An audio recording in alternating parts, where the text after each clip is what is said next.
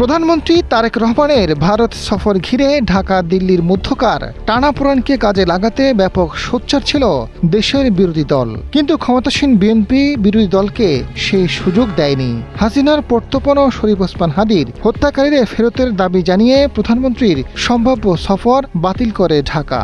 শেষ পর্যন্ত ভারত সরকার তাদের ভুল বুঝতে পেরেছে এবং রাজনৈতিকভাবে বার্তা দিয়েছে।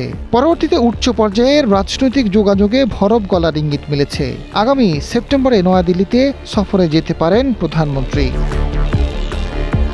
কূটনৈতিক সূত্রগুলো বলছে, গত 5 আগস্ট দিল্লিতে হাসিনার বক্তব্য যে বাংলাদেশের জনমনে এত বিস্ফোরণ ঘটাবে তা ভারত সরকার আগে থেকে অনুমান করতে পারেনি। ফলে দুপক্ষ প্রস্তুতি নিলেও গত 21 থেকে 25 আগস্ট তারেক রহমানের সম্ভাব্য দিল্লি সফর পণ্ড হয়ে যায়। তবে উভয় দেশের উচ্চ পর্যায়ের রাজনৈতিক ব্যক্তিত্ব প্রধানমন্ত্রীর সফর নিয়ে কাজ করছে। তাদের বার্তা অনুযায়ী প্রধানমন্ত্রী ভারত সফর আগামী সেপ্টেম্বরে অনুষ্ঠিত হবে। এ বিষয়ে আপাতত উভয় পক্ষই নীতিগতভাবে সম্মত।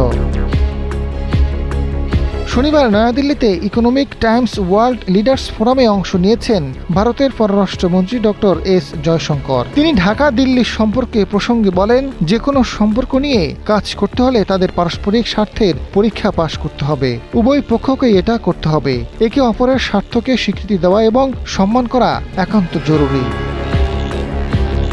এদিকে বাংলাদেশের পররাষ্ট্র প্রতিমন্ত্রী হুমায়ুন কবির জানান, প্রধানমন্ত্রী পর্যায়ের সফর তো হুট করে হয় না, তবে ভারতের সঙ্গে একটি ইতিবাচক সম্পর্ক চান। কিন্তু বাংলাদেশের জাতীয় স্বার্থকে প্রাধান্য দিয়েই তা করতে হবে। আগামীকালও জাতীয় স্বার্থের ভিত্তিতে একটি ঐক্যমত্য পৌঁছানো যায়, তাহলে আগামী সপ্তাহে যেতে পারেন অথবা পরের সপ্তাহেও যেতে পারেন। এখানে কোনো তাড়াহুড়া নেই। এখানে আলোচনার বিষয় আছে, প্রস্তুতি নেওয়ার বিষয় আছে। ডেস্ক রিপোর্ট, সময়ের আলো।